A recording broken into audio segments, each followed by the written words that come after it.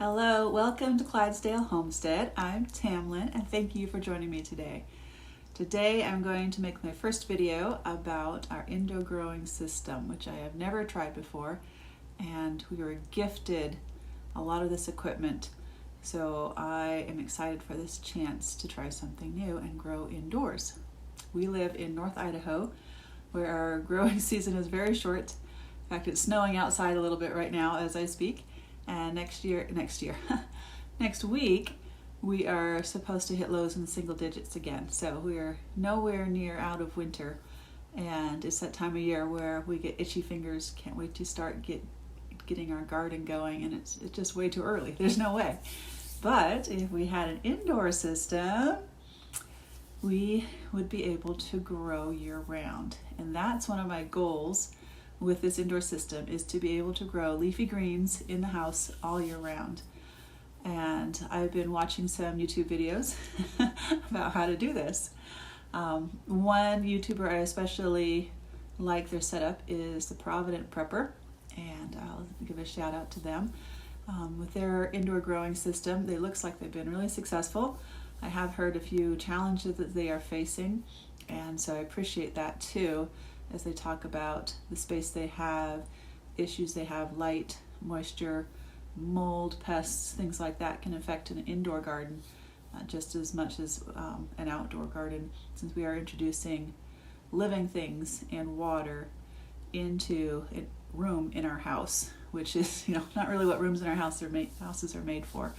So we need to be aware of those things. But I'm excited to give it a try. This room that I have here that we're in is a home office, and since my husband retired about 3 weeks ago, he'll still use the office occasionally, but not every day for work. And so we cleared out a space on the wall and got this set of shelves. And so this is a quite sunny room with windows on 3 sides, and I'm hoping that additional light from the windows will help our artificial lights and to give the most full spectrum light available, which full spectrum of course is the sunshine. And then hopefully it will be a good place in our house. It's convenient to the kitchen for water and for harvesting. So that's something I thought of too. I can hopefully clip some little greens right here and take it into the kitchen for a salad. The kitchen's just right on the other side of this wall. So I think we found a good place for it. And now we just need to figure out the equipment that our friends gifted to us. So let's take a look at that and go over what we have. Okay, so the first things that I see here are the bins and the lights. So there are these lights. I really know nothing about this, which can be daisy chained together with their cords and hung from the wire racks, which is why they suggested we get a wire shelf like this, not one with solid shelves. So we have 1, 2, 3, 4 sets of those tube lights. And then they have this nicer light. Said it was quite a bit more expensive. I know that's upside down, but it's more of a full spectrum light for growing indoors. So that one I think is what I'm going to start with. I don't want to fill up all the bins to begin with. I'm just going to start with like one shelf of bins in that nice light and see how it goes from there. These bins, you can see they're double stacked. The top one has holes drilled in it for drainage, and it looks like there's a space, there's still a good space between this bin and the one underneath it. I saw in some videos people put rocks or something to give a space between the 2 bins. I'm wondering if this one has enough space already just because of how it rests. So it's about a good 1/2 inch of space, so the plants don't have soggy feet.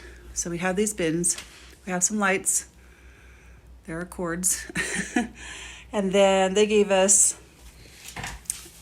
these things down here also. So they went with Miracle-Gro stuff, which is not my style. I will probably be replacing that. They've got plant food and potting soil Looks like more Miracle-Gro stuff. Like I said, that's not my style. I'll probably give that away and get some more organic type things. I also read that a potting mix isn't best for seed starting. You really need a seed starting mix because the fertilizer in a potting mix could be too much for the seeds and it could burn the seeds. So I saw that, so I'm going to look for a seed starting mix, which I've never actually looked for before at a garden center, so I'm going to be doing some research on that. Also a bunch of red solo cups. A lot of people grow in the cups. These have cuts in the bottom. So some people plant in these cups and then transplant the seedlings into a larger bin. I'm not sure if I want to do that or if I want to just direct sow the seeds right into a larger bin. I'm not quite sure yet which will work better for us, and I probably will try both and see what happens. Then there's a tarp in here. I'm assuming that's to put on the floor for floor protection, but I'm not sure. If you know of a different reason why I would need a tarp other than to protect the floor, let me know. Maybe I'm missing something. So I brought all my seeds in here. They are a mismatch, and you can see that I'll have to work on organizing them, but this is better than the closet they were in because it's going to be our designated growing space. Those are lids that came with the bins. I don't know if I need the lids at all for anything, but I have lids. So a couple of things need to happen before I start planting in here. And one of them is a problem that I have. Let me show you. Okay, so these are the indoor plants I already have. Got a nice, what is it called? Fiddle leaf fig or something like that, which is doing really well. These are some plants that I had on my front porch that I brought in for the winter. And I've got some little basil starts that I took cuttings of from our outdoor basil, and a little succulent I've had for many, many years. And it's traveled with us. It gets stepped on by the dog, keeps going. It's a good little plant. Then over here I have a little Christmas cactus I was given. And this was sweet potatoes that mostly died. I took from cuttings from my sweet potatoes from last summer. And some more little starts from my cute little succulent. It goes on forever. The plant will live forever. So what my problem is that I have gnats in the soil. And I read that these gnats, the larvae, eat the roots of the plants, which is why I started out with a lot more sweet potatoes, and they are slowly dying.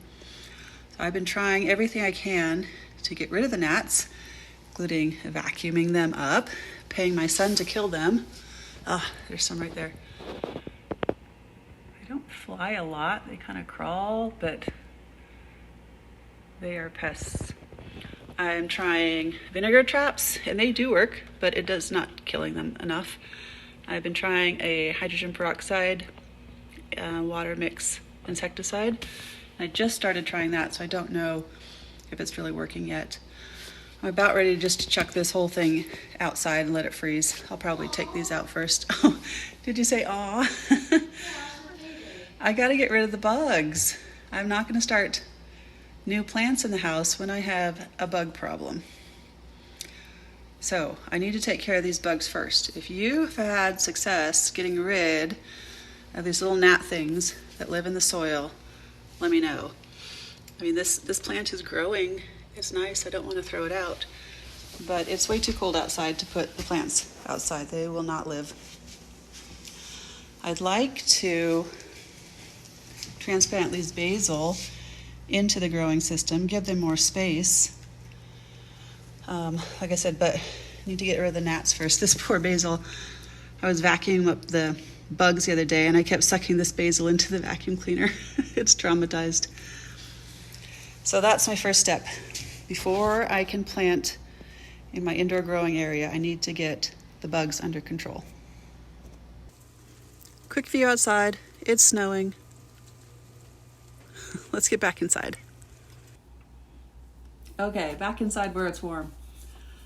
So when I get rid of the bugs, which will hopefully be sooner rather than later, then I will feel confident enough that I can start some new plants and not just increase that infestation I have of I think they're fungus gnats inside the house. So clear out the bugs first, get those plants cleaned up, then I can start some new plants. So that's my plan, my timeline for that.